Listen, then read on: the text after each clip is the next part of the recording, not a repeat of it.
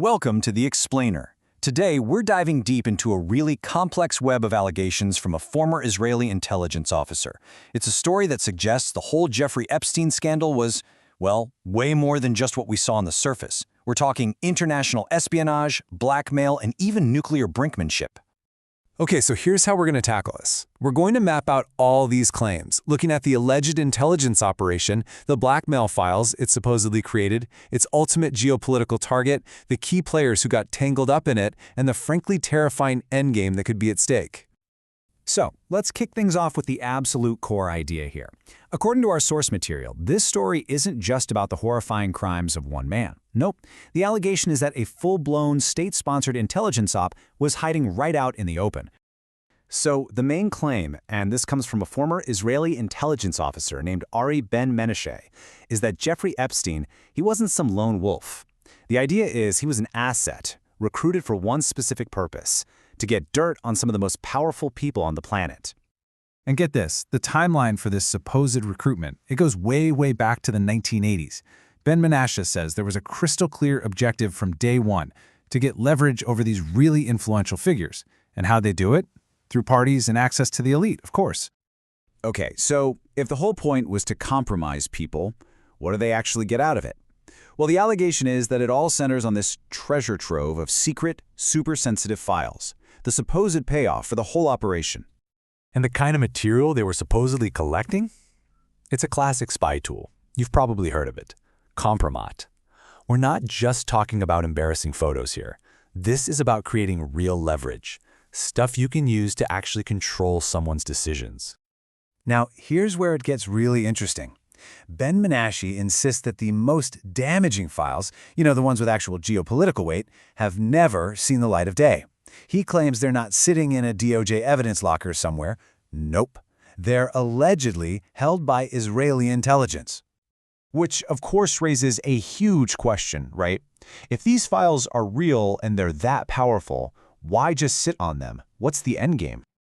Well, the answer, at least according to the source, has nothing to do with personal scandals or making a quick buck. It's all about high-stakes geopolitics, and specifically a potential peace deal between the United States and Iran. And this is where you can really see the alleged conflict of interest taking shape. Ben-Menashe's claim is that while President Trump was trying to broker this historic deal with Iran, Netanyahu's government was sitting on the ultimate trump card to kill it, the Epstein files. So the threat, allegedly, wasn't exactly subtle. It was basically a direct warning. You move forward with this Iran peace deal, and all these dirty secrets about top American officials are going public. But hold on, how did a guy like Epstein even get in the same room with all these powerful people?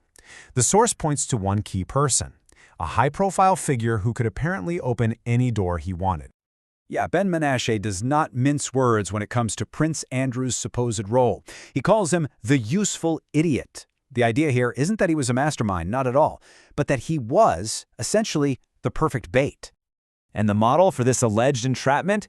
It was brutally simple, but apparently incredibly effective. Step 1, the lure. You've got Prince Andrew, the Queen's son, right? His prestige is the bait. That brings all these powerful people into the room, where they meet Epstein, and that's where the opportunities to compromise them are created. Okay.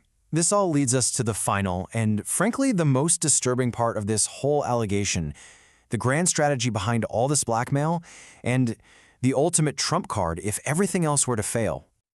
There's a quote from Epstein himself in the source material where he apparently said, "It's great if we have chaos everywhere." Now, why on earth would chaos be a strategic goal? Well, according to Ben-Menashe, the thinking goes like this. A chaotic Middle East, one with no single powerful rival, is actually good for protecting Israeli interests. But what happens if that strategy doesn't work? What if Israel finds itself facing what it sees as an existential threat? Well, that's where this term, the Samson option, comes into play. It's named after the biblical story, Samson pulling down the temple on himself and his enemies. It's a theorized military doctrine for a last-ditch, catastrophic nuclear attack.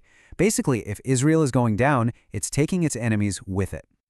And maybe the most terrifying claim Ben-Menashe makes is that the current leadership is desperate enough to actually use this option, that they would do it, fully knowing the absolutely apocalyptic consequences for the region, for Israel itself, and for the entire world.